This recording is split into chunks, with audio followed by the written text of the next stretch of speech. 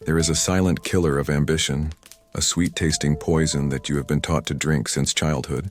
It is the virtue of being nice, the desire to please everyone. You believe it makes you a good person. You believe it will earn you love, loyalty, and a place in the world. But you are wrong. It is a lie. A carefully constructed piece of social programming designed to keep you harmless, manageable, and perpetually at the bottom. The people pleaser is the modern world's favorite fool. They are the dependable workhorse who never gets the promotion, the supportive friend who is always taken for granted, the loving partner who is treated like an option. Machiavelli saw this weakness with perfect clarity. He understood that the attempt to be loved by all is a direct path to being respected by none. Power, he knew, is not built on the shifting sands of popular opinion. It is built on the cold, hard bedrock of respect. A respect that is often born from the very things that make people dislike you. Your boundaries, your standards, your refusal to bend. This is your moment of awakening. You are about to unlearn the disease of nice and learn the ruthless architecture of lasting respect. This is not about becoming cruel. It is about becoming a force that cannot be ignored, a pillar that does not sway. It is about stopping the endless, exhausting performance of pleasing everyone and starting the silent, deliberate construction of your own power. Lesson 1. The people pleaser as the perfect victim. To understand why pleasing everyone leads to ruin, you must see it from the predator's perspective. The people pleaser is the perfect victim for one simple reason. Their behavior is entirely predictable. Their primary motivation is the avoidance of conflict and the acquisition of approval. This makes them an open book to anyone with a manipulative agenda. If you want a people pleaser to do something, you don't need force. You simply apply the subtle threat of disapproval. You express disappointment. You act distant. The pleaser, desperate to restore harmony, will abandon their own needs, cross their own boundaries, and do exactly what you want. They are psychologically programmable. By making your self-worth dependent on their opinion, you hand them the code to your own operating system. A person who can be controlled by the threat of being disliked is not a person. They are a tool, and tools are used until they break. Then they are discarded. Lesson 2. The illusion of reciprocity. The people pleaser operates under a fatal, naive assumption, the belief in reciprocity. They think, if I am good to them, they will be good to me. If I am loyal, they will be loyal. This is a child's understanding of the world. Machiavelli would call it a strategic blunder. In the cold calculus of power, generosity that is not backed by strength is not seen as a gift. It is seen as a weakness to be exploited. When you give endlessly without demanding anything in return, you do not teach people to value you. You teach them that your resources, your time, your energy, your loyalty are infinite and therefore worthless. They will take and take, not because they are evil, but because it is human nature to follow the path of least resistance. The respect you crave is never granted to the one who gives everything away. It is granted to the one who demonstrates that their resources are scarce, valuable, and granted only to those who have earned them. Stop operating on the hope of reciprocity. Start operating on the principle of demonstrated value. You have recognized the disease and unmasked the fallacy of reciprocity. The diagnosis is clear. Now begins the treatment.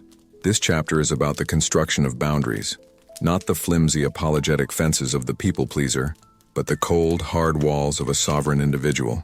Building. Ruthless respect requires you to master principles that will feel like acts of aggression to your old, conditioned self. Principle 1. Master the art of strategic disappointment. The people pleaser is terrified of disappointing others. This fear is their primary prison. To be free, you must not only not accept the possibility of disappointing people, you must embrace it as a strategic tool. Ruthless respect is built on the understanding that your mission, your standards, and your sanity are more important than another person's temporary comfort. Every time you say yes to something that violates your own purpose, you are saying no to yourself. You must invert this. Start saying no to the requests that drain you. Say no to the obligations you never agreed to.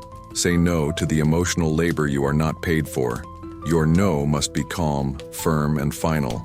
Do not apologize. Do not over-explain.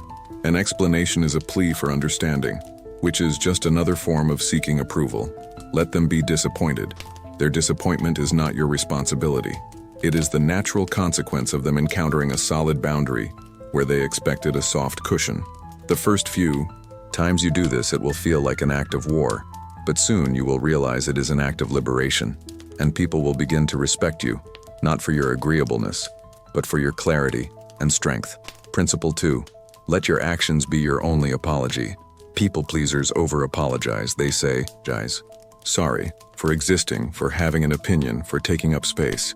Each apology is a small surrender of status.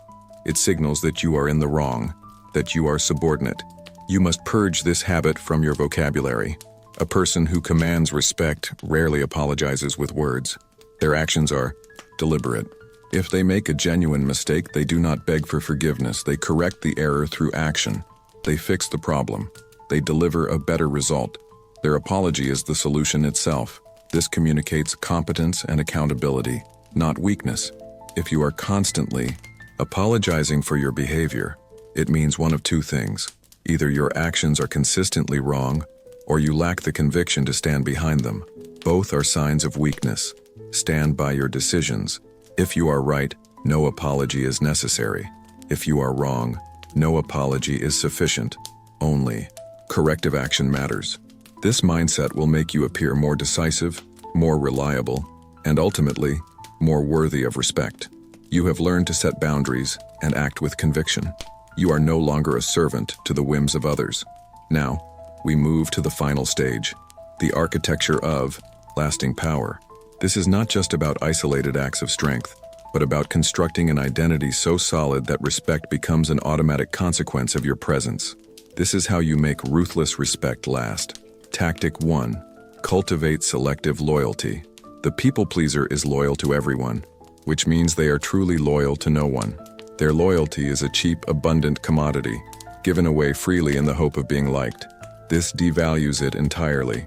Lasting respect is commanded by the person whose loyalty is a rare and precious prize. You must become fiercely, unshakably loyal to a select few who have proven their worth and earned their place in your inner circle.